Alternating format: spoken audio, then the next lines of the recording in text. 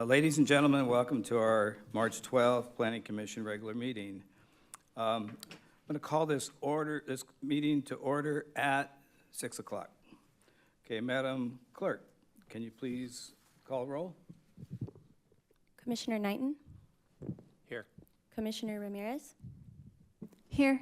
Commissioner Thomas? Here. Vice Chair Holler? Here. Chair Madrid? Here. We have a special treat tonight. We have the Lady of the Year here. So, Gloria, would you lead us in the Pledge of Allegiance, please?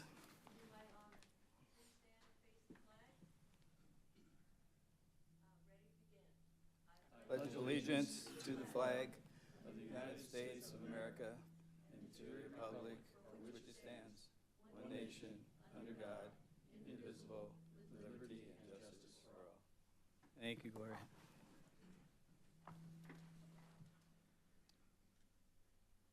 Okay, so I see there are no presentations tonight. Are there any modifications to the agenda? There are none. Thank you. Can I ask the Planning Commission for all in favor to approve the agenda? Commissioner, Yes. I found an error in our last meeting. Okay. It was stated that I chose you as chair and that I chose Ivan as vice chair, when in fact it was you who chose Ivan as vice chair. Does that need to be corrected on the record? Yeah, I nominated Ivan. We can go ahead and continue that item, and then we'll fix it for the next time. Good night, Michael. Thank you, Commissioner. Okay, so we don't have to take a vote on that.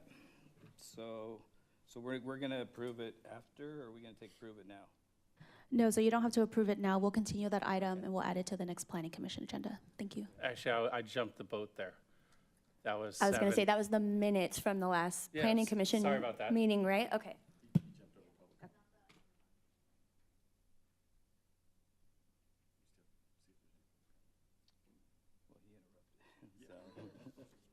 Okay, Madam Clerk, are there any requests to speak, or would anyone in the audience like to make a public comment? I have no requests to speak. Great, thank you. Okay.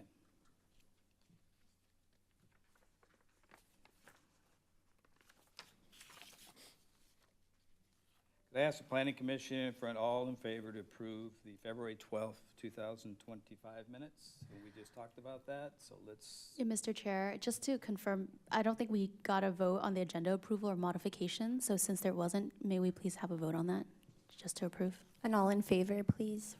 Aye. Aye. Aye. Thank you. Michael, you mixed us all up. Sorry. No, you're good. And so for item number 7, approval of the minutes, we'll need a motion to continue with a second to the next meeting Great. with the requested updates. I make a motion to continue. Second. Is that a aye or is that a vote?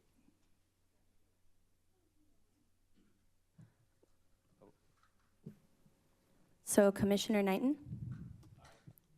Commissioner Ramirez? Aye. Commissioner Thomas? Aye. Vice Chair Holler? Aye. And Chair Madrid? Aye. Perfect. Okay, move on to item 8. I see there are no consent calendar items. Okay, so this is item 9.1. Could the Deputy Community Director please introduce the item? Thank you, Chair. It's the following presentation will be done by Jessica Williams. Thank you, Orlando. Good evening, honorable chair members of the Planning Commission. The items before us is Caliber Collision, Auto Body Repair, Major Plot Plan, PLN 23-0242, and Conditional Use Permit, number PLN 23-0243. So the project site is a vacant lot generally located south of Scott Road, east of Howard Road, and west of Ziders Road in the city of Menifee. Surrounded by the development consists of a mixture of residential, commercial, and some light industrial uses, as well as vacant land for future development. Excuse me. The general plan, land use designation, and zoning for the project site is Economic Development Corridor, Southern Gateway, EDC SG. This is envisioned as a business park, predominantly light industrial and office uses, and limited supporting commercial uses. The proposed spray paint booth and auto body repair shop is an allowable use with the approval of a plot plan and conditional use permit within the EDC SG, and is considered a commercial use, therefore is consistent with the zoning and general plan land use designation. So the project proposes an 18,717 square foot building for an auto body repair shop and spray paint booth. It will have 6 service bays within the shop area, a lockable area for parts, and a visible check and assessment area in the rear, office spaces, restrooms, and employee break room, and a reception area for customers. Customer parking will be conveniently located at the front of the building for easy access, while additional parking spaces will be gated. The property will be enclosed with tubular steel fencing, and the frontage will be landscaped with trees and shrubs, creating a screening buffer between the property and the sidewalk along Ziders Road. Larger trees will be placed on the north and south side of to provide screening, with a landscape detention basin at the rear of the property. So this is the architecture for the development. It's going to be proposing glazing on the east front elevation of the building, and the use of materials such as stone veneer to break up the building wall planes. They'll also be using stucco and decorative features such as a metal awning above the front door. Parapets will be painted and treated on all sides with provided height extensions to conceal roof-mounted ventilation. Equipment required for the spray paint and booth. And the trash closure will be complemented by the design of the building and will include metal roof with locking metal gates. So the project site's ingress and egress would be from driveway off Ziders Road with a right turn in and right out only. The driveway would be constructed as shared driveway with the parcel to the north, and the project site is required to provide reciprocal access for the future development. The proposed project does include a total of 100 parking spaces that meets the required standards. According to the Menifee Municipal Code 9.215.040, the building's area of 11,385 square feet, which is also excluding the 6 service bays, requires 1 space per 150 square feet, which totals 76 parking spaces. An additional 24 spaces are allocated for service bays, and customer parking will be conveniently in the front of the building, and the remaining spaces will be secured behind the gate for employees and authorized personnel. The perimeter boundary of the property and the frontage of the property will be landscaped with trees and shrubs, including landscape between the frontage of the property and the sidewalk along Ziders. Due to the existing single-family residence, which abuts the southern boundary of the property, larger trees will be provided as a visual buffer. The proposed biofiltration basin located at the west boundary of the property will have California field sage, ground cover, and surrounded by large evergreen trees and large deciduous trees and shrubs. The environmental determination of the project will not have a significant effect on the environment with incorporation of mitigation, and has recommended adoption of the initial study, mitigated negative declaration. The 20-day public review period for the ISMND occurred from February 14th to March 5th, 2025, and 1 comment was received, and the comment has been adequately addressed by the MND. With that, it's staff's recommendation that the Planning Commission determine to adopt the initial study, mitigated negative declaration, and adopt a resolution approving major plot plan number PLN 23-0242 and conditional use permit PLN 23-0243. And thank you, and that concludes the presentation. And I'm available for any questions. Nice presentation, Ms. Williams. Does Planning Commission have any questions for staff? Ivan? Thank you, Mr. Chair. couple of questions. What is the setback along the southerly property line? Setback to the building? So the setback is 15 feet. 15? Okay. And if you could go back to the slide, the colored landscape plan view. So when I looked through the staff report, it was a little, actually, there you go. When I looked through the staff report, it was a little hard to see the shrubs that were in that area. Do you know what those are? I couldn't really read them from the staff report. Sorry, in the rear? No, along the southerly property line between the building and the PL. Commissioner Holler, we do have the applicant's landscape architect here that can provide some additional Okay. information in regards to the planting. So the screening shrubs between the wall of the building and the PL on the southerly property line. Can you do us a favor and go to the podium? Yeah. Please, thank you. Actually, my apologies, commissioners. May we just stick these questions to staff, and then once we open the public hearing, we can direct questions We'll to come them. back to you. We're- Thank you. this is each other. So that's a question that I can defer. I do have a comment also about the trees in that area, and I'll defer that and ask the applicant, because I'm going to use botanical names, so I'll wait. Commissioner Ramirez, do you have a question? In terms of the filtration basin, who's going to maintain that, the filtration basin? That's going to be maintained by the owner, and it's going to be inspected by the city. Thank you. And then I have one more question. In terms of Ziders Road, because that's a one-way road, are there plans to expand that road? Because I also noticed that there's the business gateway, and so once there's more development, there's going to be more traffic. So is there a plan for that? Yes, Zyder is a major road, is a major 4-lane, and as the developers come, they're going to be enlarging their site, going to the ultimate right-of-way.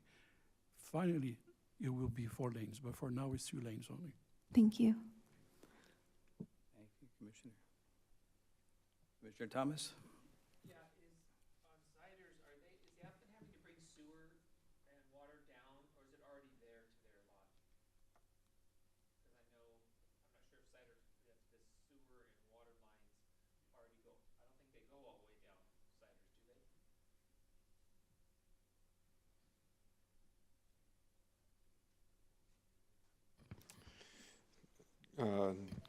Commissioner Thomas, yeah, there is sewer already available within Ziders. I believe it goes all the way to Commerce. Not Commerce. Yeah, I think it's Commerce. Thank you, Vic. Commissioner Knighton? You good? I have one question about the fire. I love this turnaround. Is that going to be, I know the buildings, we don't know what the future buildings are going to be. Is that going to be pretty much typical? The on-site turnarounds? Yeah, the on-site circulation and fire hammerhead was vetted through the fire department, and it's adequate to provide adequate circulation. Yeah, that's excellent. Okay. Are there, if I have no other questions from staff, then we'll head on to open the public hearing at 6:14 p.m. Madam Clerk, can you confirm that the item was legally noticed and that if any correspondence has been received? Yes, it was legally noticed. I did not receive any correspondence on this item. Okay, great. Now I'd like to invite the applicant to the podium to speak.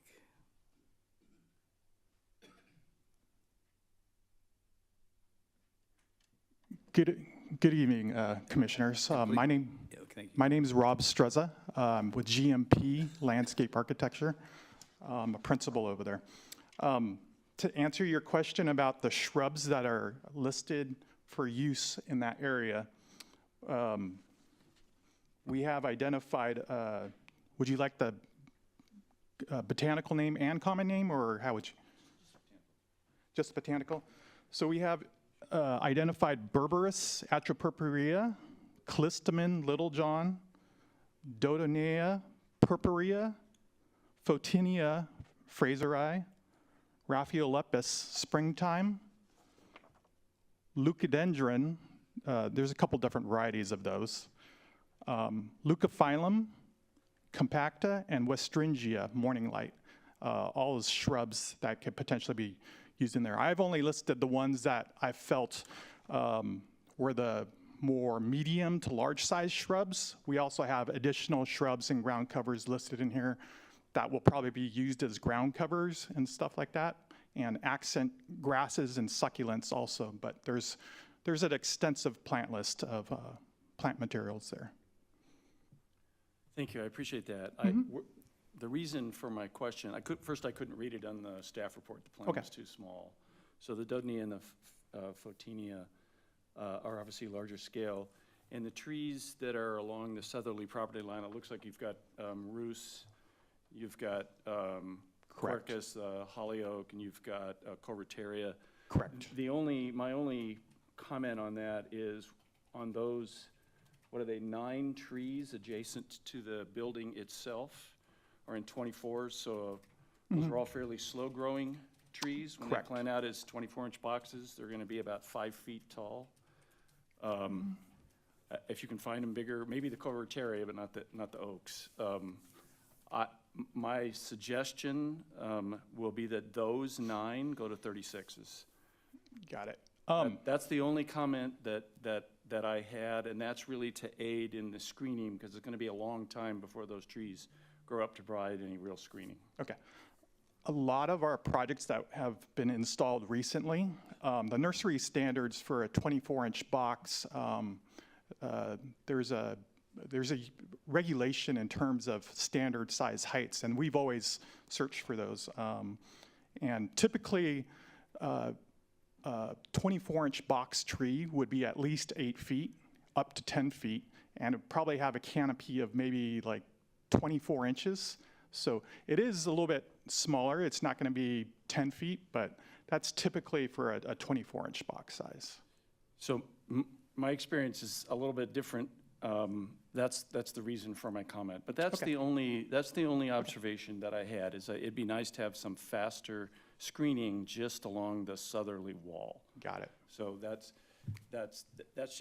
kind of what I'm thinking, and the reason for my question. Speaking of landscaping, of all the bushes and trees you named, what % would you guess would be California native? California native, maybe 30%. All our plant material selected based on low water use, and it's listed on the concept plan, and low water use and native plant material. And so we do a mix of that in order to meet the state's required water calculations, which is, we have to do all these water calculations, which is AB 1881. It's also known as, there's an acronym, it's called WUCLs, Water Use Calculations of Landscape Species. So what we have to do is we have to, based on the project area of the site, we have to figure out the maximum allowable water use that we can put down for landscape on the site. So then from there, we have to be lower than that based on the plant material that we're using. And with all the plant material that we spec'd on the plans, we end up performing calculations to show how the landscape's going to perform in order to be under that required mandated low water use amount. Thank you. Commissioner Ramirez, you have a question? Hi. This isn't pertaining to the vegetation and the shrubs, but this is more about the operations of the business. Thank you. I want to make one comment for the landscaper. Oh, yeah, go ahead, Randy. For landscape, I want to make one comment. So that was an excellent choice by Commissioner Holler. Do you object to us upsizing those? Or, I'll leave it. and you can keep that in mind. Okay. We can do that. We can make that. Yeah, it's not my decision to upsize climate. Okay. Hi, what was your name? I'm sorry. My name's Steve. I'm the property owner and the developer. Nice to meet you. I wanted to ask about the operations of the business in terms of, because we're dealing with paint and possibly solvents. If there's a spill, what is the safety protocols around that to ensure everyone's safety? So Caliber Collision has their own GMP, which is a environmental protocol they follow, and every facility has a spill kit in it and has procedures in the event that that happens. Just know the majority of the material now being used in collision repair is waterborne, so the solvent component is very, very small in comparison to 10, 15 years ago. Thank you. Mm-hmm.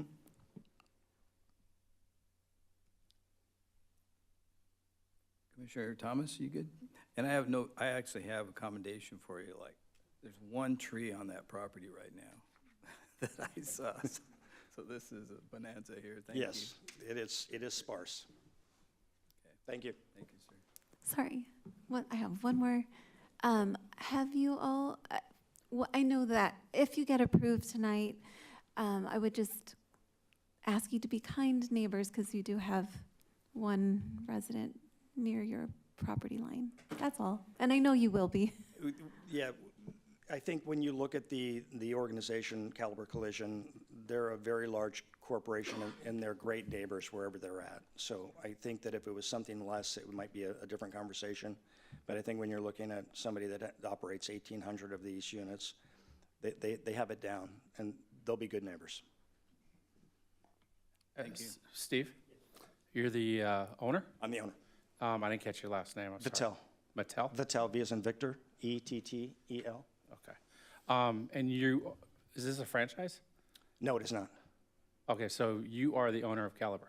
No, I'm the owner of the property. The property. I'm the developer, and Caliber is my tenant.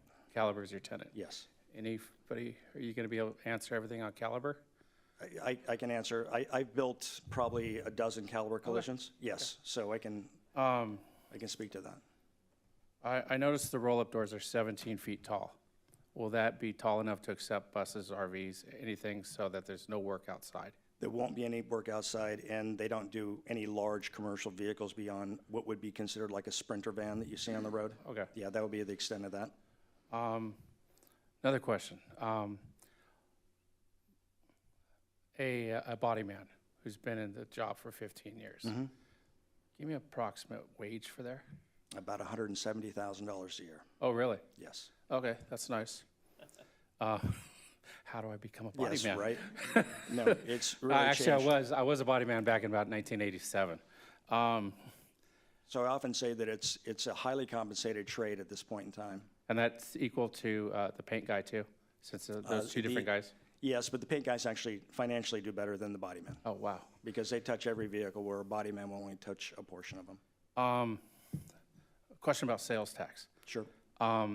If you go and I need a new headlight, and you guys buy it down at Temecula Toyota, are you paying the sales tax in Temecula, or are you charging me tax? Are you sales tax exempt, and then your customers are paying the sales tax? We're paying, you will derive the sales tax revenue that takes place in that facility. And so it'll stay in Menifee? It'll stay in Menifee. The average, just for a reference point, this store is anticipated to do roughly $350,000 a month in sales. So you can extrapolate that out with a 60-40 parts mix, 40% being parts, 60% being labor. Okay. Another question. Cars come in, they're totaled. Yes. Insurance comes in, they're totaled. Yep. It sits on the lot for how long? Or well, the insurance companies are very aggressive on that now. Total losses will be turned away. Caliber's protocol is if it's an obvious total loss, they won't unload it. It'll basically go right to IAA or Copart, which are somewhere down, I think it's Rancho Cucamonga, down that way. The cars that do sit, it's probably a 7 to 10 day maximum, And what we don't want is, we don't want to collect cars in the back of the facility. I noticed you have trash enclosures for things like regular debris from the offices, trash, cardboard. What about recyclable materials, things like aluminum rims, tires, EV batteries, things like that? Where do you guys store that, or how do you store it? They're put in a container inside the facility. SA Recycling picks all that stuff up from Caliber Collision, and they recycle it all. Okay.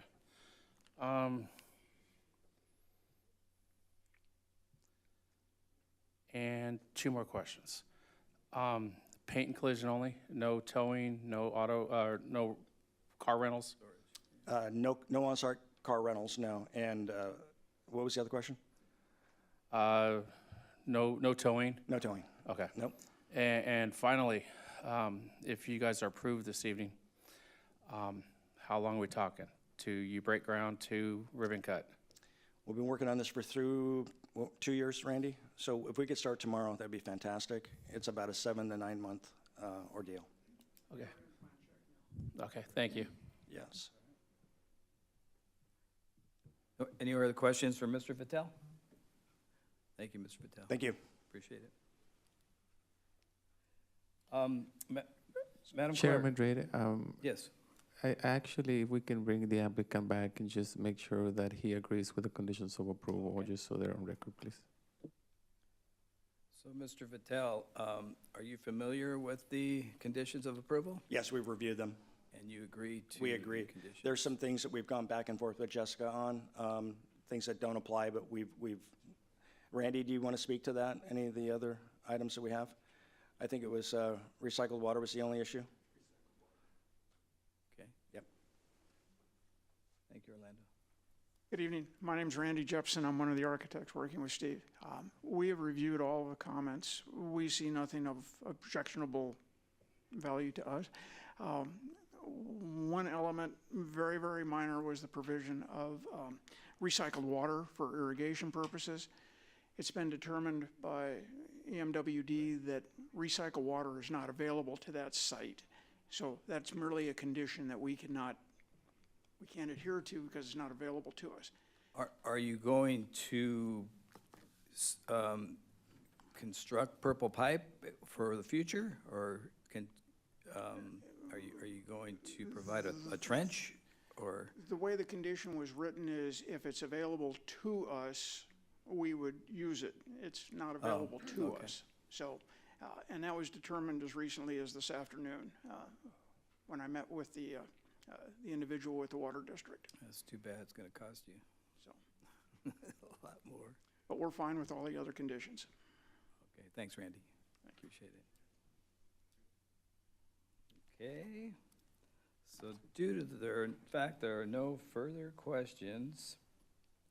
Madam Clerk, are there requests to speak, or would anyone in the audience like to make a comment? I have no requests to speak. Thank you. Okay, so I will close the public hearing at 6:28 p.m. Okay, let's go back to the Planning Commission. Do you have any other comments or discussion, commissioners? Commissioner Thomas? Great. Commissioner Knighton? Yes, actually, I'm in support of this project. And what tipped me was the wages. Yeah, the council has been, and the previous council have been really, really hot on mortgage paying jobs. I look at it kind of like a husband and wife. If they split that, then they can make it here comfortably. Here we got bodymen, we got paintmen that can be single or just dating, I suppose, who can still afford mortgage paying jobs. So that's the big plus for me. And Oh, Michael. That's it. Commissioner Ramirez? My concern was safety, in terms of spillage, and they answered that question pretty adequately. And so, I think it'll be good for the community in terms of what Commissioner Knighton said about the jobs and the employment aspect of it. Great, thank you. Vice Chair Pollard. Thank you. I wanted to make note of the building elevations. I thought they were appropriate for the area, and they looked good. And I actually, I didn't mean to convey otherwise. I hope I didn't. I like the landscape plan. And I am prepared to move staff's recommendation both on the environmental document and for the use permit with the one change, and that is that the 9 trees between the building itself and the southerly property line are changed from 24-inch boxes to 36-inch boxes. That would be my only change, and if it's appropriate, I would be prepared to move that. I have one question on that.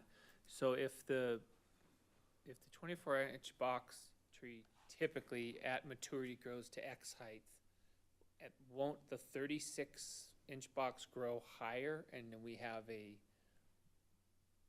kind of out of the place at maturity at grow out? Ultimately, the trees would theoretically be the same height. It's the same type of tree. If it's all holly oak, So these they're are all the same type of trees, just one that's more mature? It just gets it to a screening size a little bit faster.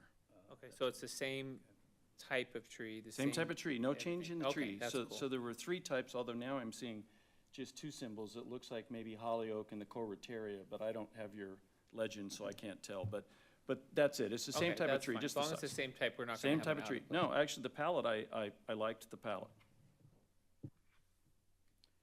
So how are we going to vote on that, Ty? You can do an electronic vote. I mean, with, I believe Commissioner Holler did make a motion to move staff's recommendation, both items, so we'll just continue with the electronic vote. okay. Yes, with the minor change from the 24 inches to the 36 inches for the box trees. Chair Madrid, and just for the record, that would be a condition that will be added, and we'll make it condition 32A. Okay. We're going to add an A, okay. Very good. So 2 resolutions for adoption. Can I get a motion and a second to adopt the resolutions as, as stated? Excuse me. Yeah, I'm good. Good.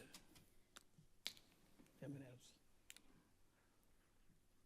That passed unanimously, 5-0. Congratulations, gentlemen. You have a Congratulations. project. Thank you for your hard work working with our staff.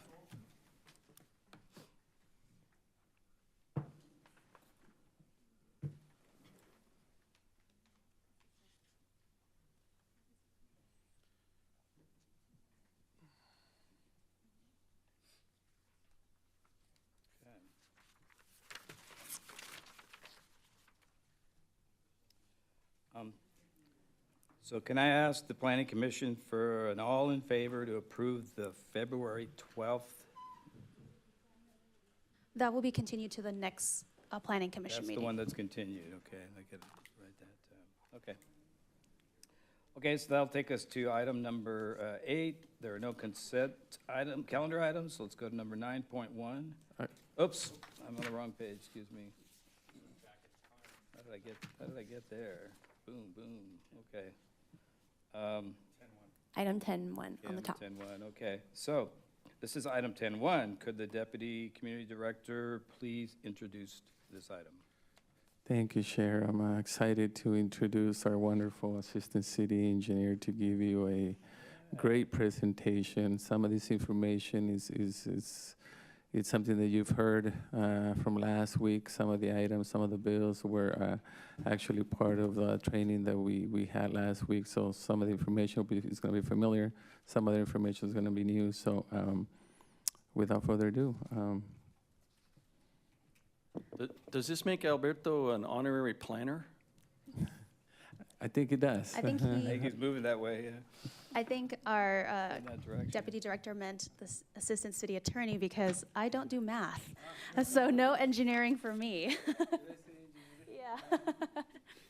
All right, well, hello, good evening. Honorable Chair, Vice Chair, and Commissioners. I will go through this pretty quickly. I'm not going to cover every single thing on the slide. I realize it's quite long, and you did have your Commissioner Convention Retreat Conference, I would say. So please let me know if there's anything that we've already covered. There will be some stops for you to ask questions, but if there's something in the middle of it, please feel free to stop me. I'm happy to answer any questions that I can. I do also want to say that some of the legislation has been in place for a year or two. We started getting projects. Others are brand new. We don't really know what the effect of it will be just yet, or how it will really have a practical impact on the city. All right, so density bonus law. This law has been around for quite a long time, and really the purpose of it is to allow developers to increase the density on a project, on a site, above what is allowed in the general plan, so long as they build affordable housing. Now, there are certain requirements. One is that it has to be a housing development with 5 units or more. And 2, the percentage of affordable housing and the level of affordability really depends. So for example, if a developer builds 5% of units at affordable, it has to be at an affordability level of very low, right? Very low income. So there's a tiered scale that staff looks at and reviews to determine what is the number of units that they get in addition to what is currently allowed under the general plan. The 2 most important things, other than knowing that the state density bonus law allows developers to build housing at a density higher than what is currently allowed, is that 1, depending on the number of affordable units or the percentage of affordable units that they develop, they may get what is called a concession, also known as an incentive. Those terms are used interchangeably, but essentially a concession or incentive is a development standard that they request for us to concede in order to make the project financially feasible. Secondly, they are allowed to have an unlimited number of what is considered waivers. A waiver is essentially the ability for a developer to forego or change certain development regulations. So for example, setbacks, the number of parking spots, the height of certain walls, things like that, in order to make the project physically feasible. So concessions and incentives are related to the financial feasibility of a project, and waivers are related to the physical feasibility of developing the project. What you'll notice is that cities across the state are getting more density bonus law projects in order to get these concessions and waivers for their development. Okay. And I do also want to say that unlike some of the other housing laws that you're going to see throughout this presentation, the density bonus law can apply to projects throughout the city in different areas. Certain laws, as you'll see later, like AB 2011, only allows those types of projects or affordability projects or ministerial projects in certain specified parcels or types of zones in the city. Okay. SB 6, housing, oh, go ahead. So density bonus law applies to both single-family homes and multifamily homes, or just one or the other? Yes, it would apply to any residential development. So for example, let's say you have a tract of 100 single-family detached homes. If they have 5% of those to be available for very low income, and of course they would have to have a 55-year affordability covenant, then they would get potentially 1 concession or incentive, I believe, if I recall correctly, plus an unlimited number of waivers. It just really depends on the developer and in the parcel that they're trying to develop. And the developer does not have to use all of the density bonus that they're entitled to. Okay. So SB 6. So SB 6 and AB 2011, which I'll speak to next, are kind of sister bills. They were passed around at the same time. SB 6, considered the Middle Class Housing Act of 2022, allows any type of housing development in commercial zones, including office, retail, and parking zones. This is not an affordable housing development bill. This is really just about any type of development. There's still discretion allowed to the city. CEQA still applies. And so there's a lot of project requirements. I won't go through all of them, but the most important parts that you do need to know is that it's housing is allowed in office retail or zones that allow office retail or parking as principally permitted uses. Why does that matter to the city of Menifee? Well, a lot of cities want to preserve revenue generating zones, especially a growing city like ours. SB6 projects may, in some cases, disrupt the intention of our general plan. This is something that cities throughout the state are dealing with SB6. Can we talk about maybe some of the rails that are put on that, as far as, I think you said here, is there anything that would preclude it from, say, being put in the EDC somewhere? Like, does it have to be infill, or is there any other things that would protect us a little bit, I should say, from just something coming in, willy-nilly and say, I want to build 1,000 apartments here? Yes, so in this slide, you see SB6 exemptions. Some parcels the city may exempt when we make certain findings based on substantial evidence.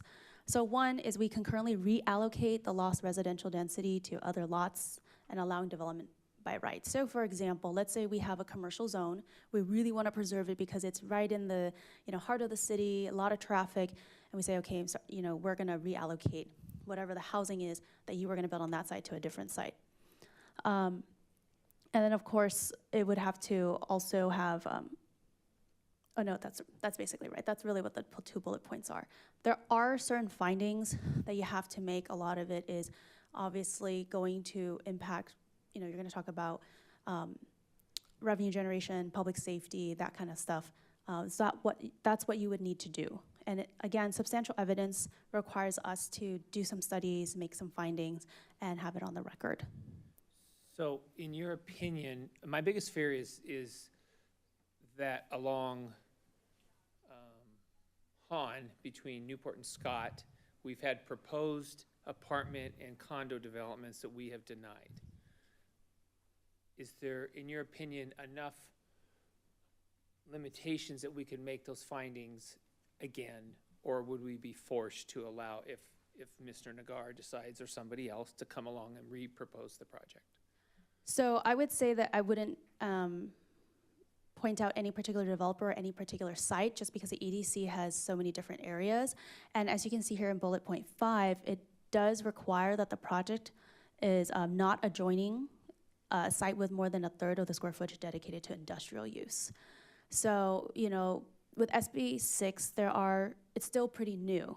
And we do allow and dedicate industrial use in certain parts of the EDC, things like that.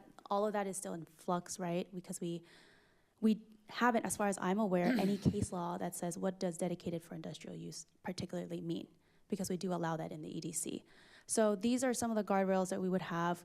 We would require it to, for example, be a parcel of 20 acres or less. We have to have these objective local standards. There are different ways that we can look at what we have zoning-wise, as well as what we can do to make sure that the developer complies with all of those requirements. Now, as far as I know also, this requires skilled and trained workforces in order to, so typically a lot of people would consider that to be union labor.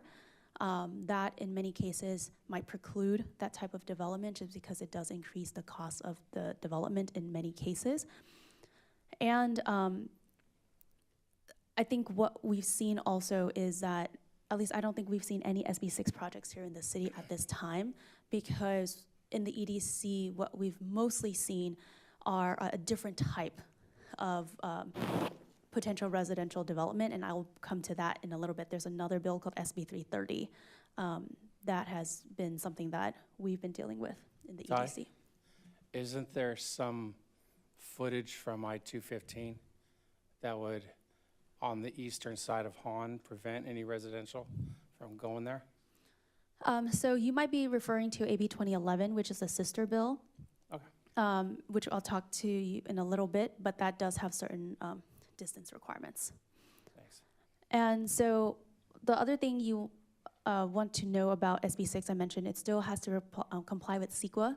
So it is a discretionary project. Really, the main thing is that the bill tries to prevent cities from zoning, everything commercial or retail or office to preclude housing development, right? They're trying to make housing development easier in more zones in the city. But you still have to do CEQA. If there's a density bonus because they have affordable housing, that would still apply. So really, there are, like you said, guardrails that we can put in place or that is already in place. Now, AB 2011 does a similar thing, which is it allows residential or mixed-use development on zones that are primarily office, retail, and parking. However, AB 2011 is really focused on affordable housing development. You can have 100% affordable housing development, which is ministerial, meaning that it's essentially a checklist that the city would have to go through in order to approve.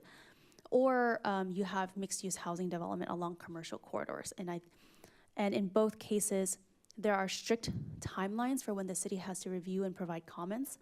And there are prevailing wage requirements on the developers.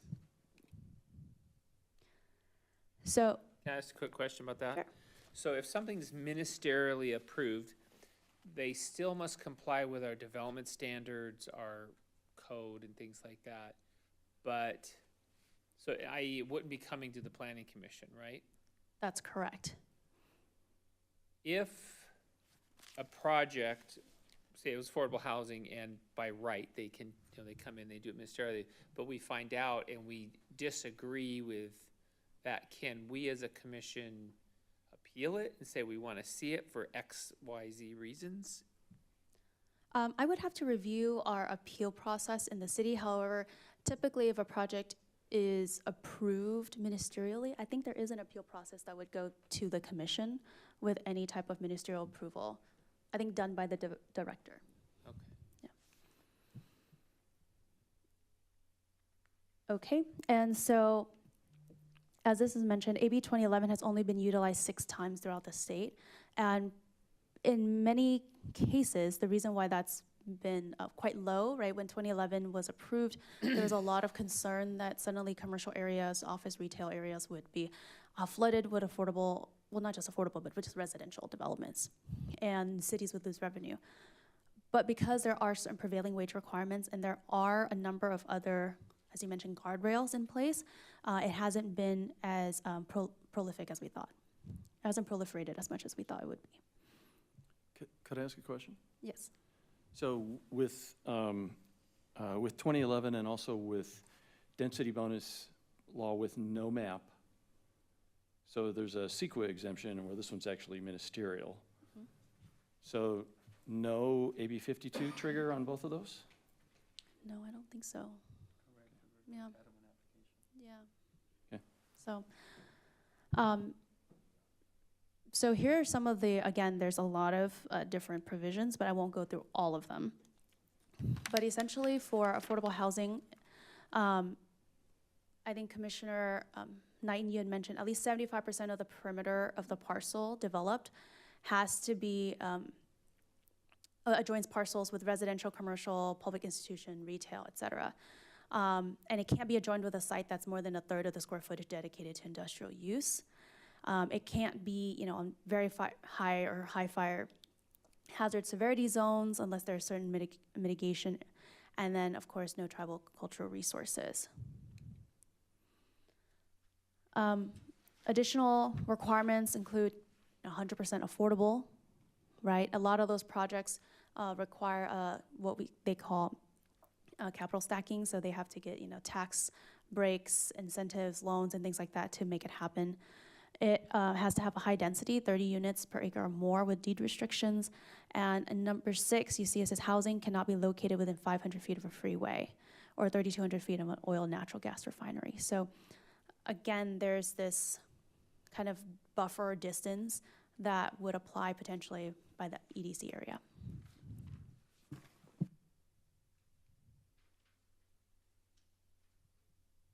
Okay. And then for the parcels that allow for multifamily, essentially the AB 2011 projects would have to comply with requirements that apply to other multifamily residential projects or zoning for the closest parcel that allows 30 density units per acre. And the other part of this is that aside from the strict timelines that the city would have to comply with in order to provide comments, make approvals, say, you know, what you need to fix and things like that, the standards are frozen at the time of a completed application, or an application is submitted that's completed.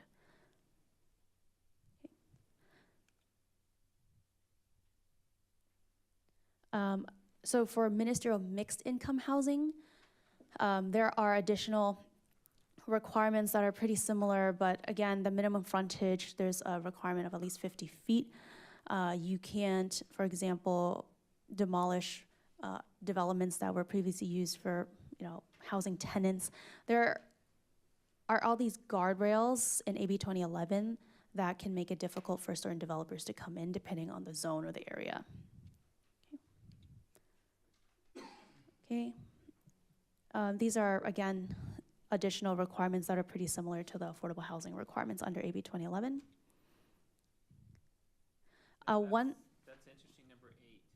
So they don't have a parking requirement on these things? Yes. So a lot of, in the general affordable housing space, a lot of those cases are based on the idea that folks will take public transit. And so there aren't, a lot of these will either exempt or preclude parking requirements, or they have lower parking requirement thresholds for these types of developments. Is there any requirement that they be located next to a transit hub or a transit-like Yeah, I don't location? believe that this one does. No, not AB 2011. Okay, let's build 1,000 apartments and have no parking. That sounds like a plan. Well, I think in some cases, I mean, the argument I would say for some of these is that they will build as much parking as they think is necessary in order to rent out the units. But again, I'm not a developer. This is just the thought process that the state legislature had when they approved these bills. Okay, this is just additional density explanations that you can take a look at. And so this page just really talks about the timing and the processes required for the city to comply with. We call it a shot clock. But if there's a development of 150 or fewer units, the city only has 60 days from the submittal of a completed application to provide comments and, you know, a comprehensive list of comments of areas that they need to fix. And if it's more than 150 units, it's 90 days. Like many other housing development legislation that's come through in the past several years, failure to meet the timeframes mean that development is deemed compliant or completed, right? So it's really important to meet these deadlines. It's also meant to make it more, easier for developers to know when to get information back, right? Rather than like a waiting game or just see when they're gonna respond to us. Are they gonna be responsive?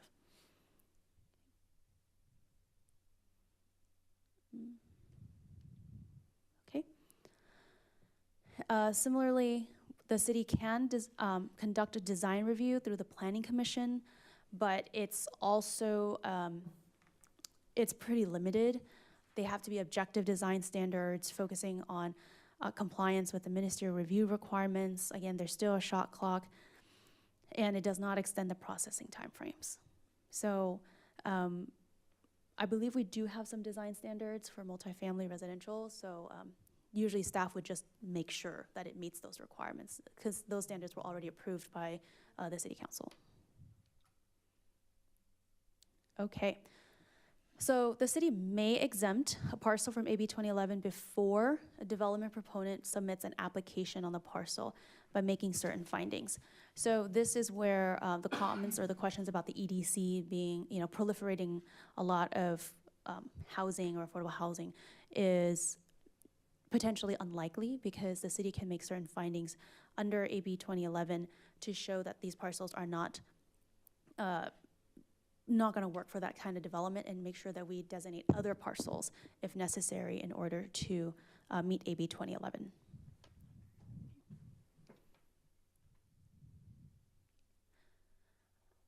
Here, this is subsequent approval, same thing, there's a 60-day or 90-day review process, depending on what is being reviewed in the submission.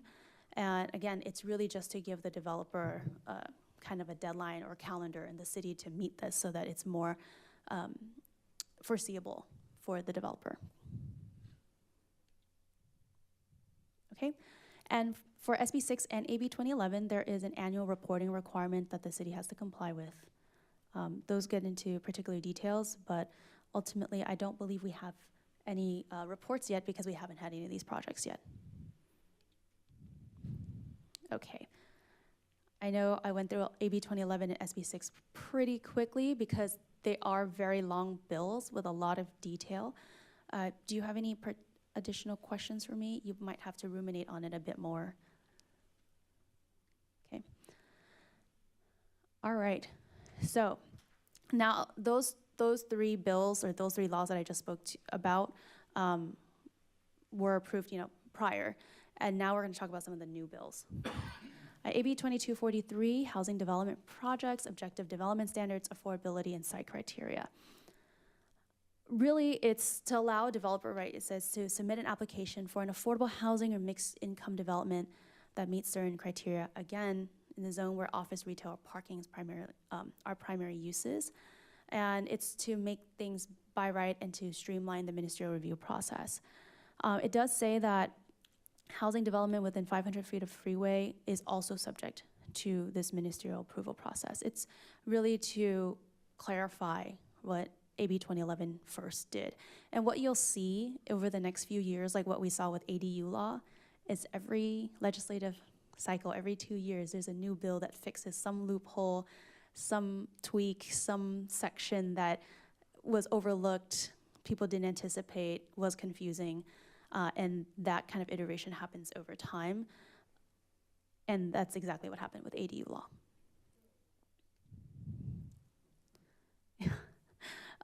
Okay, so no questions about SB 6, 2011, or 2243.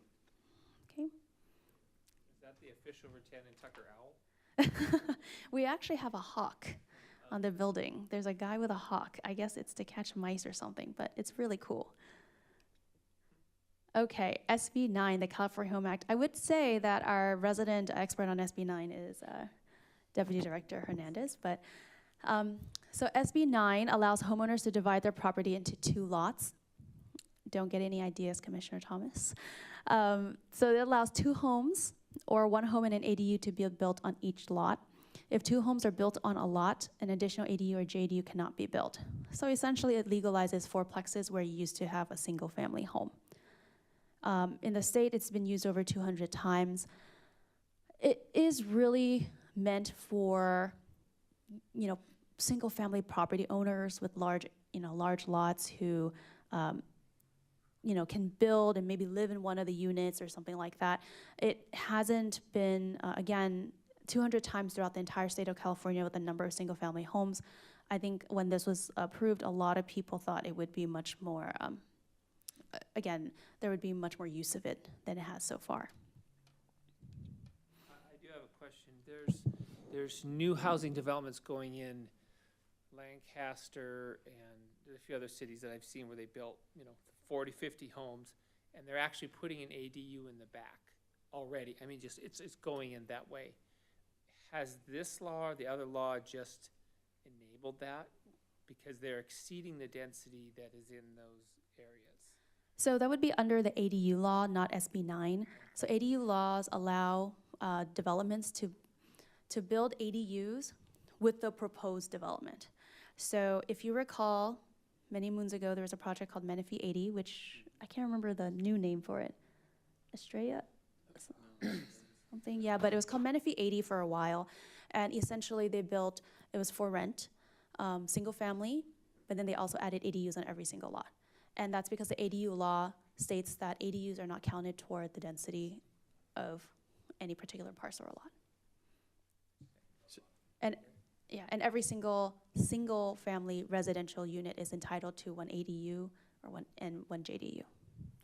And just for information for the commission, that project was sold to a different developer, and the developer is moving forward with just a standard 1 unit per lot. So. I think SB 9, where you have older neighborhoods with a 10,000 or maybe a 15,000 square foot lot, then SB 9 applies. The way development occurs today, not so much, but there is another unintended consequence that the legislature in their infinite wisdom maybe didn't mention in the bill, and that is it can overwhelm sanitary sewer capabilities when you have a sewer system designed for single-family dwellings, and now you have 4 on a lot. That can create a problem. Yes, and then we've had a lot of questions about trash and, water line. There's been a lot of these things that the state legislature did not initially anticipate. And so again, the iteration of new bills trying to fix these little changes. Eventually the sanitation lobby might say, hey, we really, can't handle all these new dwelling units that, we didn't have these types of pipes to deal with that. We will wait and see. Okay, SB 450, housing development approvals. So this removes our city's ability to deny an SB 9 project for objective standards on the specific project.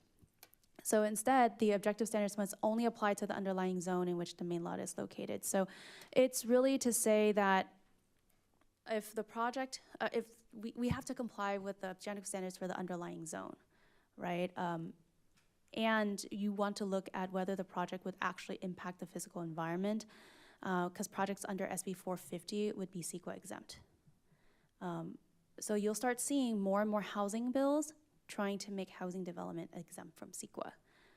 Because what you've seen, if you follow any housing news, is that's how a lot of residential developments, I think in Berkeley was one more recently, I can't remember the town with the Mountain Lion Reserve, they're using CEQA as a way to try to stop these developments, and the state legislature is, I think, taking a broad brush and starting to make these bills ministerial or just specifically saying it's exempt from CEQA. And then here they also added the shot clock of 60 days to approve or deny the lot split or a second primary dwelling unit on the lot.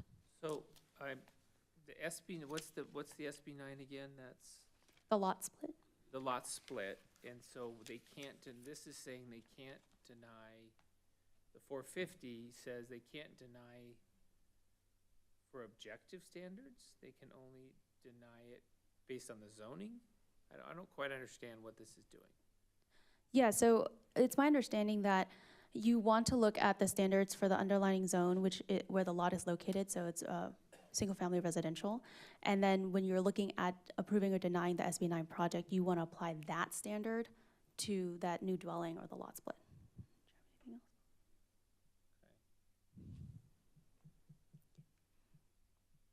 anything else? Okay, SB 35. This has also been around for quite a while. SB 35, streamlined approval process. It just says that projects that meet certain criteria has to be processed through a streamlined ministerial process. Again, that word ministerial approval. Projects are not subject to a CUP or discretionary review, which means that it's also exempt from CEQA. And projects can only be evaluated on objective design standards, zoning, and subdivision standards currently in place. So again, similar to the CEQA exemption, you're getting to objective design standards. You're trying to, what you're really getting is lists, checklists that are now applying to different types of development throughout the state. Okay, SB 330, Housing Crisis Act of 2019. This is a fun one. We've had a couple here in the city. Allows a developer to submit a preliminary application that freezes all applicable fees and development standards that would apply to their project.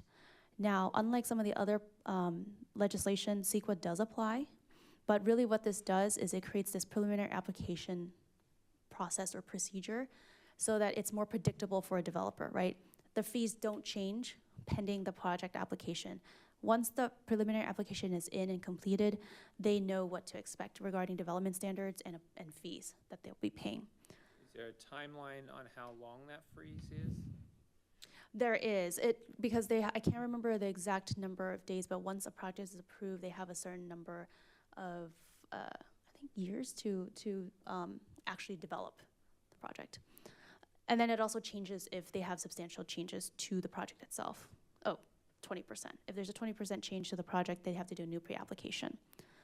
I do want you to know that the city has successfully processed several SB 330 projects throughout the city, but we've also fought projects that did not meet the requirements of SB 330, in particular, those that tried to get around requirements from our general plan and zoning code. The city team, the planning team, has worked really hard to, of course, comply with state law, really meet these shot clock requirements, as well as comply with regulations and advice provided to us by HCD, right, that applies throughout the state.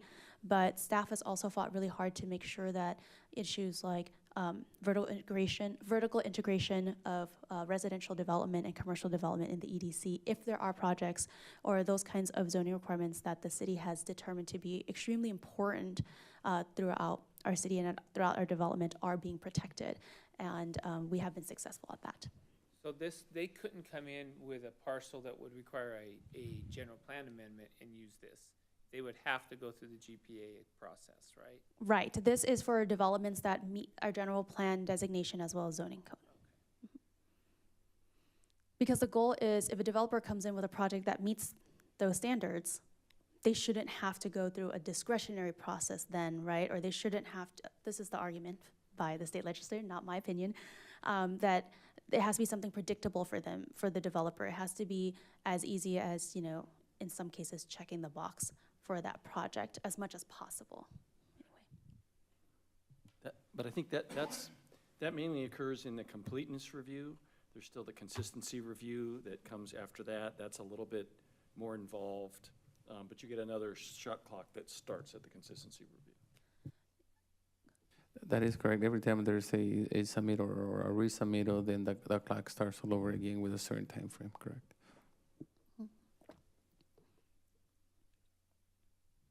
Okay. So SB 166, residential density and affordability. So this one is essentially, we call it no net loss.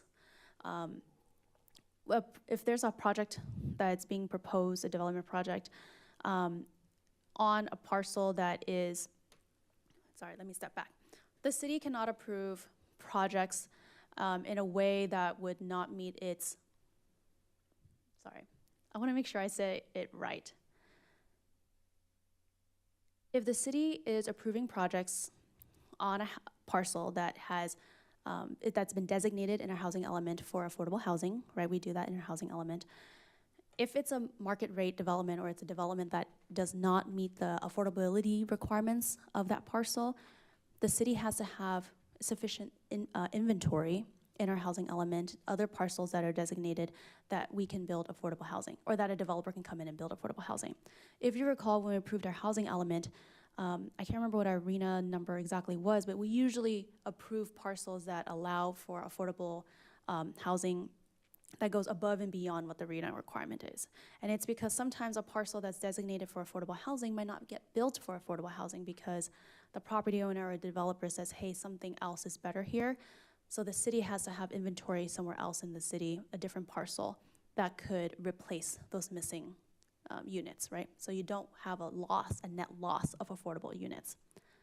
Now, what happens if the city, right, does approve a project that's market rate in an affordable housing site?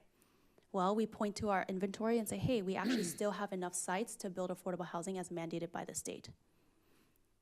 But if we do not have enough inventory, then the city would have to go out, find another parcel, redesignate that, update our housing element. Except, and this is really important because I think a lot of developers think that the onus is all on the city.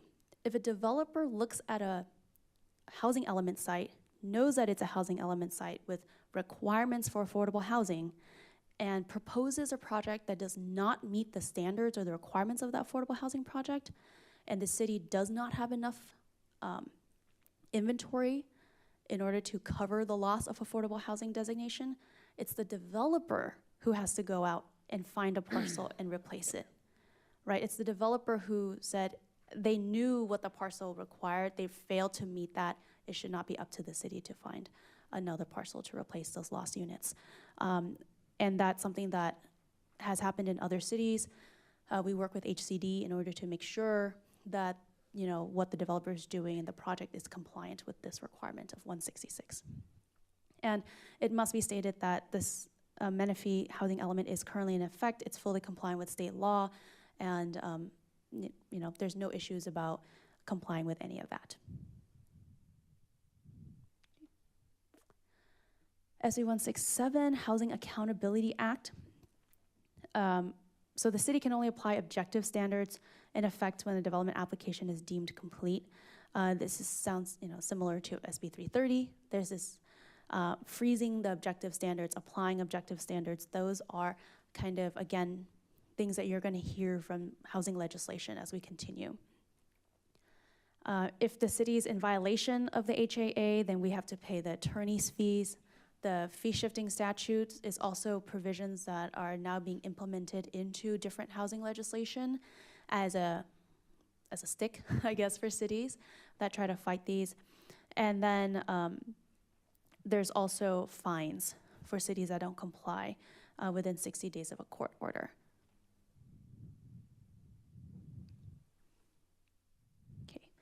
AB 98, this one is a hot topic for our city as well as cities in Riverside. Essentially, this mandates statewide design standards for new expanded warehouses or logistics uses and requires different types of standards such as zoning, setbacks, buffers for industrial projects, as well as the development of truck routes that would, for example, avoid sensitive uses and things like that. So the date of January 1st, 2025 has already passed. So if there was essentially, at this point, any project that is coming in regarding industrial uses is gonna have to generally apply with AB 98. And the city of Menifee, because we're not one of the designated cities called out in the legislation itself, will have to update our circulation element by 2028 to create new mandated truck routes. I do want to say that I believe that the city of Menifee is working with our neighbor, city of Paris, on a global traffic study. However, and that might address some of the concerns brought up by AB 98, but they are separate. They're separate.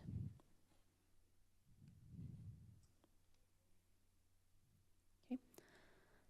All right, AB 1886, housing element law, substantial compliance with the HAA. So again, it's really, what the state is trying to do is they're trying to give more teeth to the housing element. The housing element law has existed for many, many years. And you've heard of RHNA numbers, right? Regional Housing Needs Assessment numbers that every city gets of different types of, or levels of affordable housing that we have to prepare for or plan for. As you see some cities fail to plan for those requirements or are objecting to it, the state is putting more teeth into these laws, whether it comes down to compliance, preparation, or what is actually necessary to put in the housing element. In this case, it essentially requires, back in the day, local governments were able to self-certify the housing element. Now, especially with the last cycle, you have to submit your housing element, you have to get all these reviews. Sometimes HCD goes back to you and starts negotiating different parts of the housing element. And so the city of Menifee, we went through several review processes with HCD, but we got ours approved and everything was fine and dandy. So it's in full effect now. And if I can make a comment, and I think we heard a comment at the conference that there's about 150 cities that still don't have their housing element approved, so which is pretty high. Where's the shot clock for HCD in terms of certification and getting back to the jurisdiction in a timely manner? The answer for the state is there's never a shot clock for the state. Do as I say, not as I do, right? Unfortunately, yes, I believe in the early days, especially when there were requirements, or there are requirements for cities to meet deadlines to get an approved housing element, but HCD was taking a long time to get back to all these different cities and whatnot. So no one was really they weren't really enforcing some of that. But in reality, right, a lot of cities might have other difficulties. In some cities, there has to be a vote of the people to approve the housing element. In other cities, you might have just particular technical issues that people are fighting over. One city in Orange County, the city of Huntington Beach, they fought the housing element law for a number of other reasons unrelated to the housing element law. I think it's just become a hot topic because what's happening now is that without a compliant housing element, if you've heard about the builder's remedy, right, developers can come in and essentially build almost whatever they want. And that is a big fear for a lot of communities.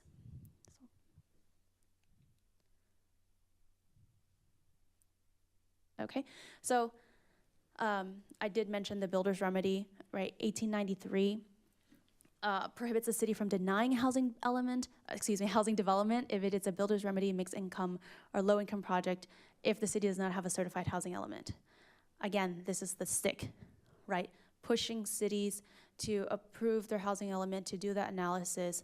HCD is also getting more in the details about the types of parcels that are being suggested for the housing element. They're not necessarily just checking the box. They really are questioning whether a parcel is viable for those types of developments.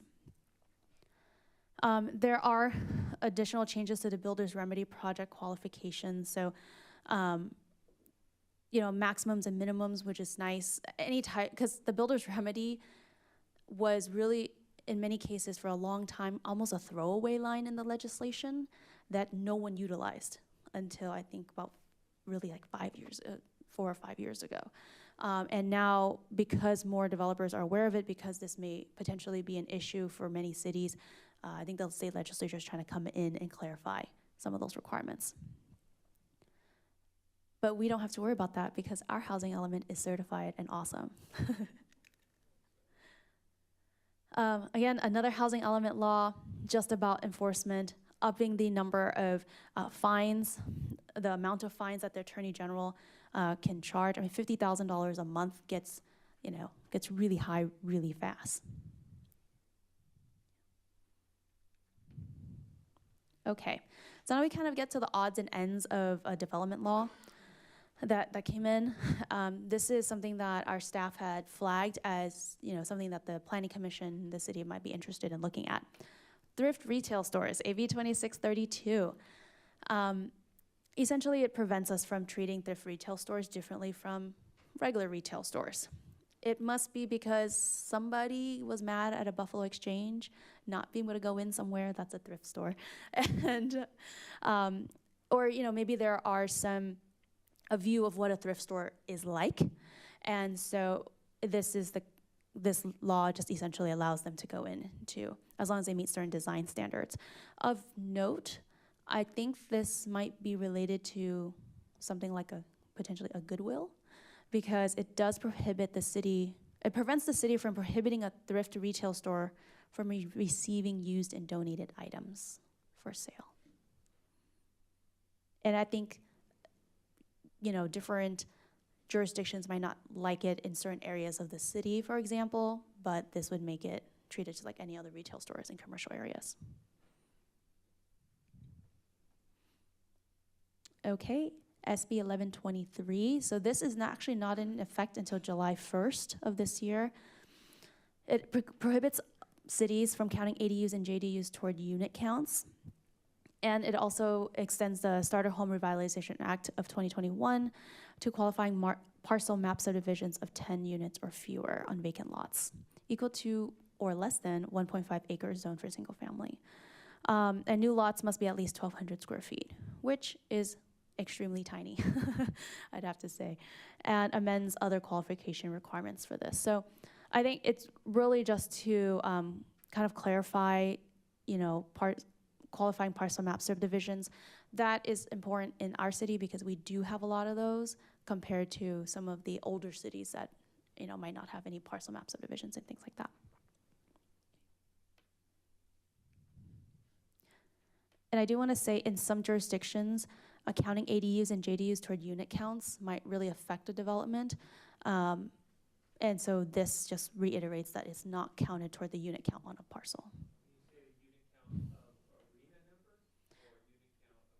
So for example, if you have a lot and you have a primary dwelling and an ADU, some jurisdictions will count that as 2 units. This is saying, no, you can't. You can only count it as 1, which is the primary dwelling unit.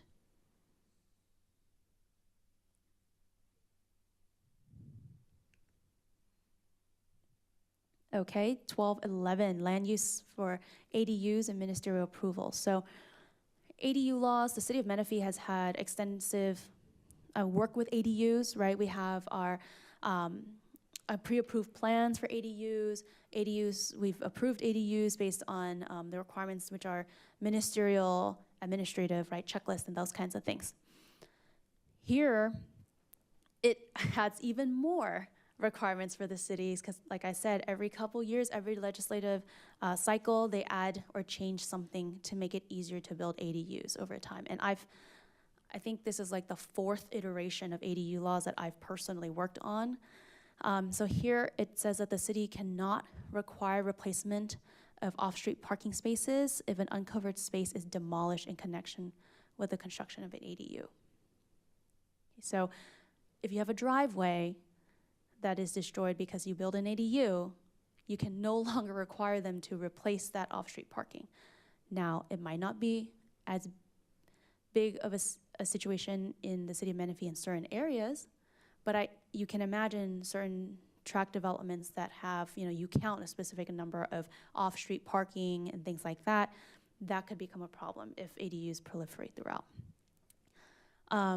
We cannot impose objective design standards that are not authorized by ADU laws. And essentially, the ADU law has a list of what you can require as objective design standards. And so it's just saying that you can't add additional requirements other than what is stated under the state statute. It updates the definition of livable space for ADUs in multifamily dwellings. So when I mentioned that ADU laws get changed because something was unclear, no one knew what livable space really meant. And so, because it wasn't a defined term. And so they updated livable space to essentially mean any space where someone can sleep, eat, shower. Because you can convert non-livable space in multifamily dwellings into ADUs. And so that might include like a storage room or something like that in a multifamily apartment building into an ADU. Authorizes, so previously, multifamily lots, so let's say there is a 20-unit apartment building, right? Previously, they could build 2 detached ADUs on that same lot. It's now been up to 8 detached, and it's ministerial, a ministerial approval, and the number of ADUs just cannot exceed the number of existing units on a lot. So if you have 20 units of, let's say, an apartment building, they can build all the way up to 8. If they have a 4-plex, they can build up to 4. And then 2 detached ADUs are allowed on lots with proposed multifamily dwelling units. Okay. All right. I'm sorry about the ADU laws. I know I see the head shaking. AB 1551, development bonuses for mixed-use projects. And essentially says the city has to grant commercial developers a development bonus if the developer enters an agreement for partnered housing with an affordable housing developer to contribute affordable housing through a joint project or 2 separate projects encompassing affordable housing. So essentially it's to get, commercial developers to also promote housing. They get something, the city ostensibly would get some type of affordable housing that would meet our, that would help us achieve our RHNA goals. Okay, open space element updates for SB 1425. We have to update our open space plan. Local open space plan update has to include plans and an action program that addresses specific issues such as climate resilience and other benefits of open space. That correlates with our safety element, rewilding, and has to correlate with our land use element. So the city of Menifee has been really good about ensuring green space throughout the city and working on all of that, especially because we have a lot of requirements for endangered species and whatnot. But of course, we would comply with this as required. General plan, circulation element, bicycle and pedestrian plan, traffic calming plans for SB 932. Again, it's just another requirement to update our circulation element and have to have content related to bicycle plans, pedestrian, traffic calming, and to implement those plans within 25 years. So both SB 1425 as well as SB 932 is, as you can see, requiring cities to target specific goals that the state is looking to implement, right? And so that's what we will do. SB 607, the Fast and Focused CEQA Act, streamlines the CEQA process, and it aims to align the standard review for the city's determination to adopt a negative declaration or mitigated negative declaration to parity with the existing standards review for EIRs. And really the goal is to reduce delay on housing and urban infill projects. And then it clarifies the existing Class 32 urban infill exemption. We do use the Class 32 urban infill exemption quite a lot, just depending on different areas of the city. And with that, the whole point here is what you've seen with housing development is either exempt it from CEQA, make it CEQA easier, make objective standards, add shot clocks, right? Everything is to, I think, water down some of the processes that cities and local agencies have utilized in order to review these housing development projects. And so this is another one of those. I do like the provision in 607, we talked about this, that for an MND changes the fair argument to substantial evidence. So that one I think is actually a positive development. I wanted to make note of that since it's been this litany of other bills. Right, and fair argument is such a, arguably a low standard. So it's definitely something that, you know, I guess all of the land use people would prefer a comprehensive set of bills or something for CEQA reform. But since that's not happening, you get all these piecemeal changes in all these different areas, and it's becoming, I guess, better for representatives of applicants and CEQA attorneys. And that is the end of this very long legislative update. We try not to have too many of them, but there have been a lot of changes. I do want to say that in working with our planning team as well as public works team, they've been incredibly proactive about making sure that when we get these applications, we're dotting our I's and crossing our T's and making sure that we comply with every requirement necessary, as well as protecting. I think it's really important to remind the commission that we're protecting the policies and requirements as implemented and approved by our policymakers in our general plan, in our land use element, and all of that to make sure that Menifee is being built as envisioned and while we comply with this litany of new state laws. Wow, Ty, good job. That was a lot.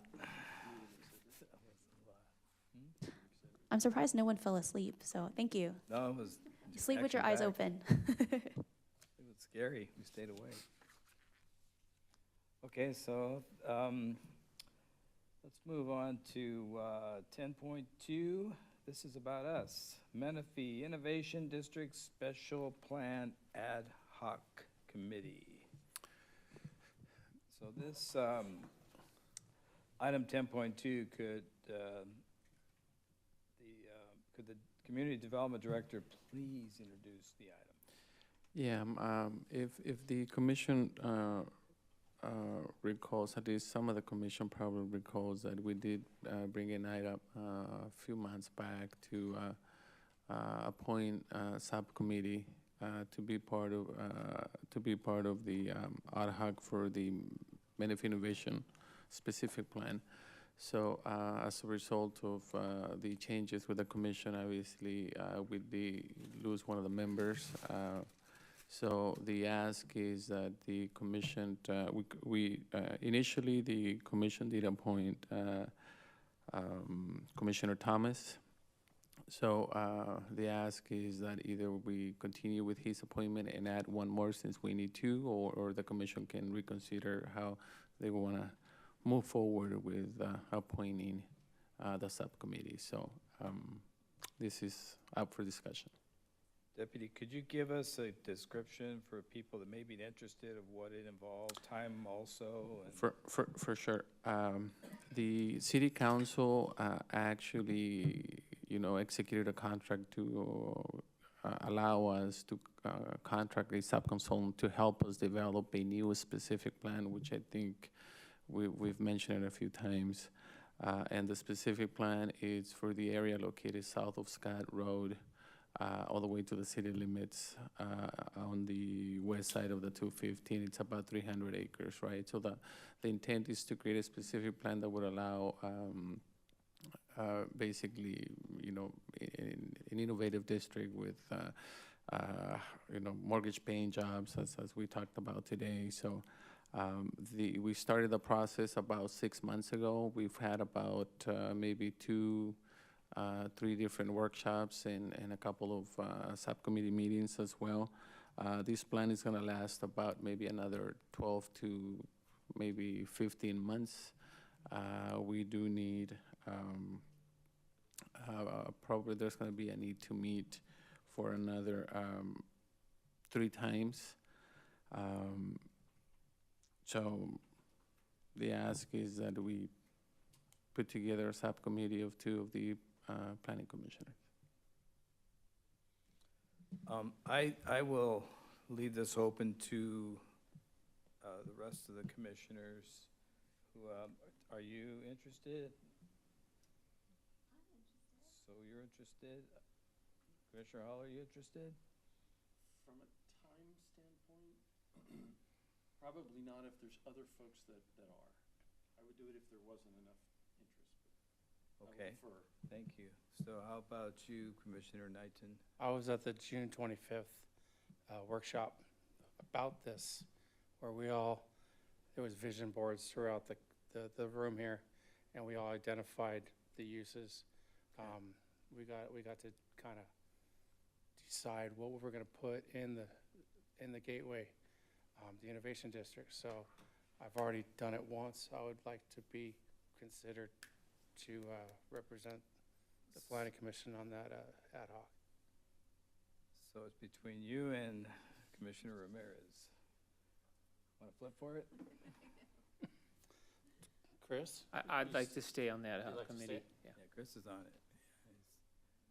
So, I'm in enough other things. I would gladly like Tammy to take it over. I'll be there probably anyways, but. Really? that's what I was thinking too. That's so kind. Yeah. I really appreciate that. You're welcome. Thank you. Okay. So it'll be Commissioner Ramirez. Can we just get an all in favor, please? All in favor? Aye. Aye. Aye. Thank you. Congratulations, Commissioner.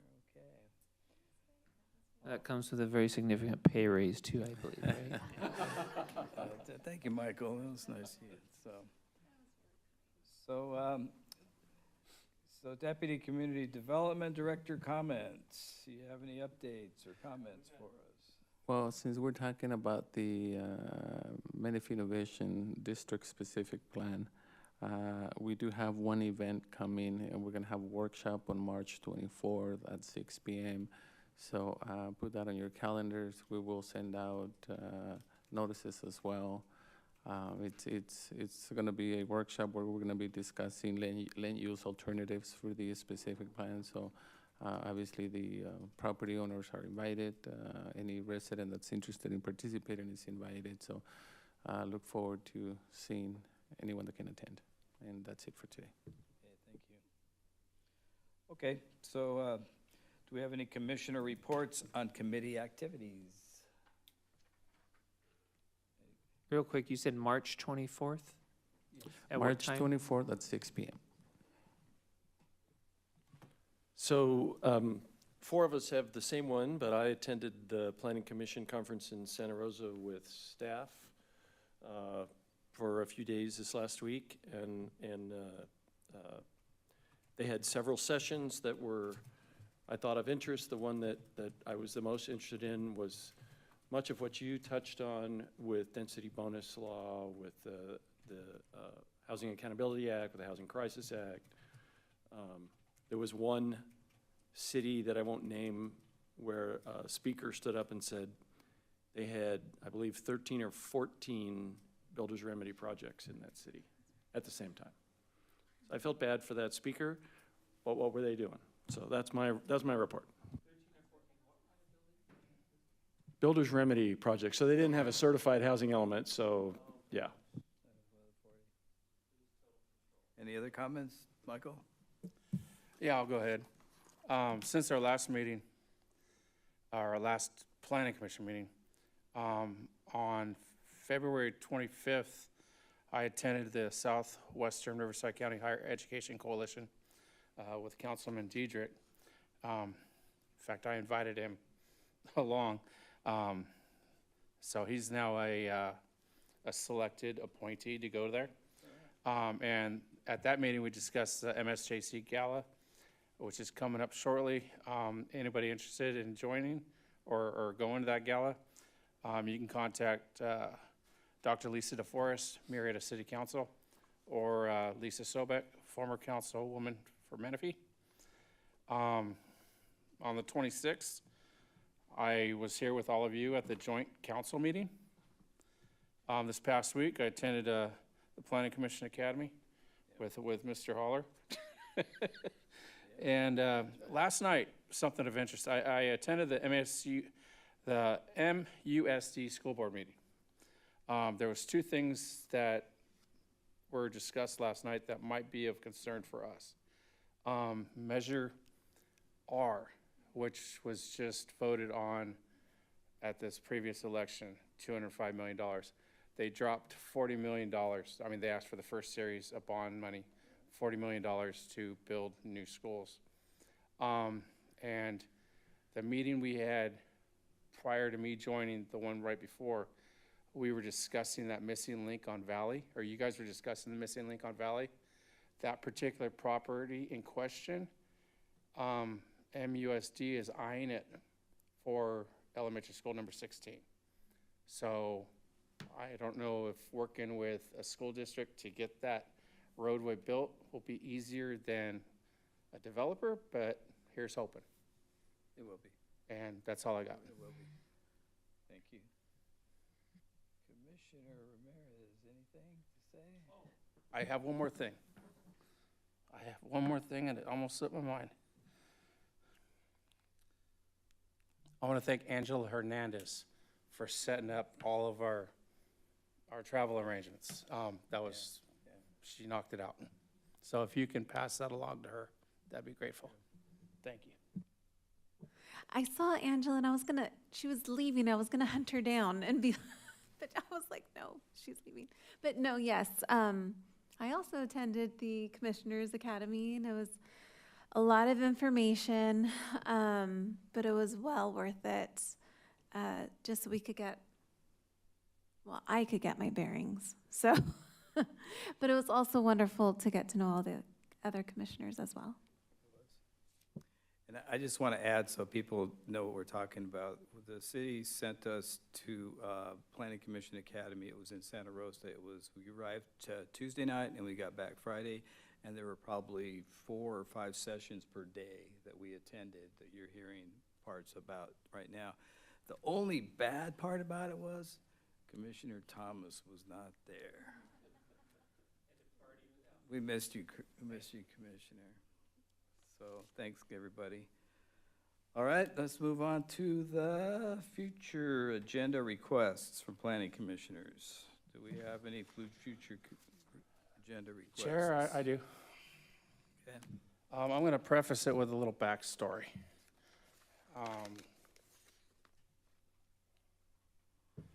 At the October 23rd Planning Commission meeting, Commissioner Thomas, you thought out loud about the general use and land use at the Northern Gateway. You were concerned about getting too many warehouse projects and not the other infill projects. You thought out loud, you wanted the city council to maybe look into that.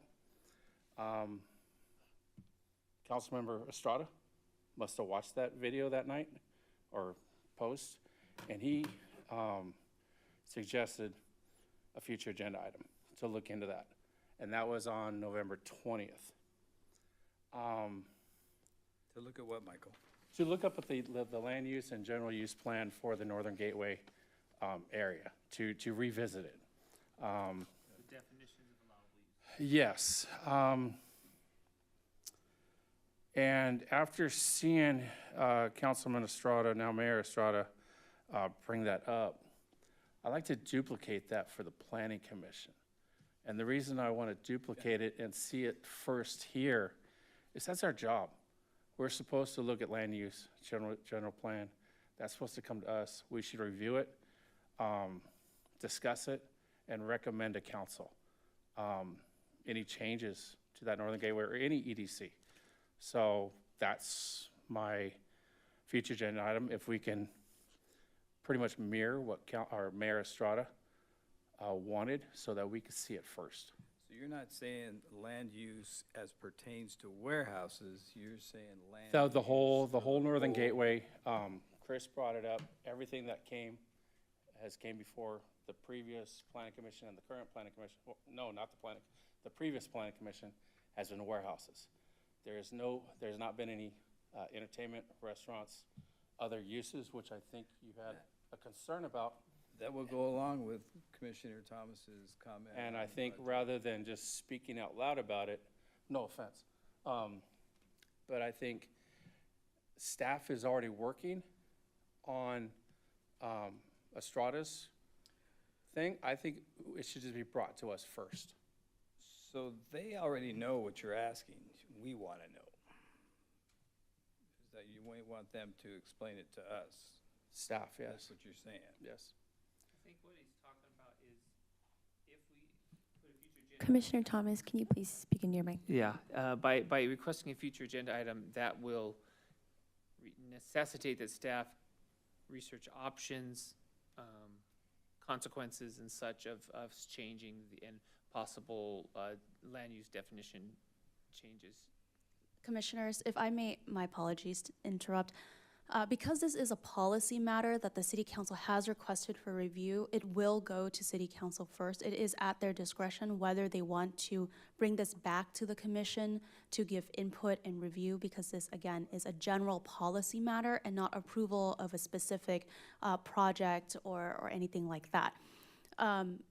That will be at the discretion of the City Council. We do not have staff the authority to bring first to you that item when it was requested at the City Council. Okay, thank you. That goes along with what I was going to ask. I want to ask if we can have a general discussion on specifically warehouses versus the Northern Gateway versus the Southern Gateway. Again, that's a policy consideration for the City Council to discuss and make determinations on. If they want to allow the Planning Commission to give input and provide input, that is perfectly appropriate.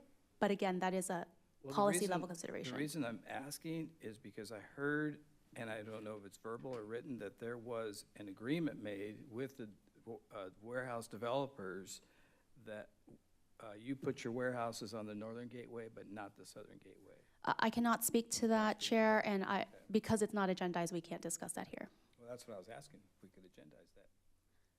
Well, we can't because. Generally, then we can get generally into the other. No, because it is, again, a policy discussion. The Planning Commission is not making policy on those specific topics. It is at the City Council level. I don't think it's policy, though, because we're asking to describe it to us, like, we don't know what's the EDC, what we do, but we. If you're looking for just an Question. explanation of what the EDC Northern Gateway is as compared to the EDC Southern Gateway, staff can provide that as to what's allowed or what is stated in the general plan, land use element, et cetera. But we cannot get into a discussion of explaining, what we would like to see there, would not, because that is, again, the policy discussion at the City Council level.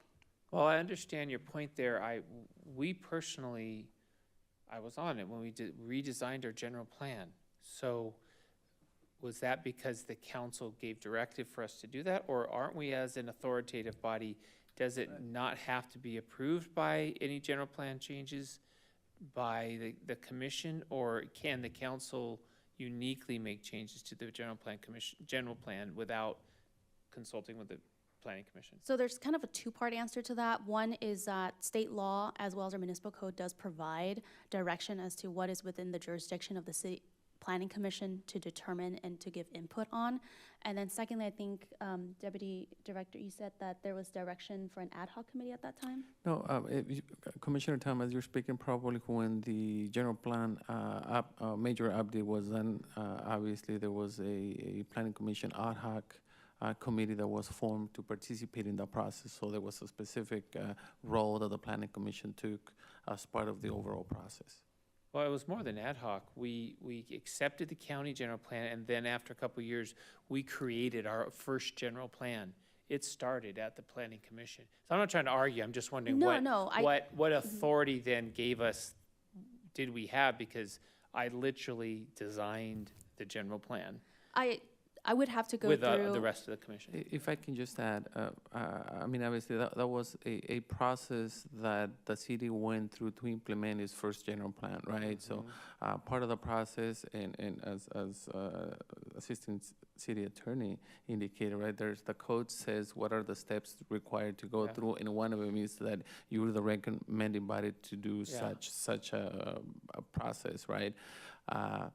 If the city council directs staff to do a different general plan amendment, then the same rules would apply, where that process would have to come back to commission for a recommendation to council. So Commissioner Knighton, we will see it. If the council deems that they want to change it, 99% it'll come back to us. So, or if the council, in discussing some of these policy considerations, asks that it be sent to the planning commission to do a more thorough, deep dive and make recommendations. That has happened before on other policy matters. I think, was it the good neighbor policy that did come to us, or to the planning commission, right, for discussion and really give input and recommendation to the city council. But we're just trying to ask that something we don't learn from the dais when it comes to us, rather than know it before that. So would you like, I guess, a presentation regarding the differences between those areas, distinctions, as well as what is currently permitted, without getting to the discussion of what could be permitted in the future? Let's ask the commissioners. Do you guys want that? I think if we read the definitions in the current general plan, we would it's kind of clear there. Now, if they could legally, if staff could talk about what are the implications if you change it? I mean, I don't know if you can or not. Is there? Well, we don't have direction from the city council yet to know exactly what to discuss, but maybe for individual commissioners who might want a briefing on that, staff can reach out to you individually and just give you individual briefings, particularly for our newer commissioners. Okay. Would that work? Okay. I have We one will more make sure to question. do that. I have a question. I don't know if it's an agenda item, but at this Planning Commission Academy, they said that the planning commissioners, should approve the capital improvements. That's what was told to us. So I think it really depends on the specific city and the structure of the city. that's not what they said, but I think it's just the CIP, and I don't know the process here, but a CIP in other jurisdictions comes to the commission and then goes up to the city council. It's the same thing here? Yeah, that's there correct. You go. Yeah. Yeah, we do the presentation for CIP every year, as well as some other items. so just reminded you, yeah, okay. Okay, well, any more questions, commissioners? Any ideas?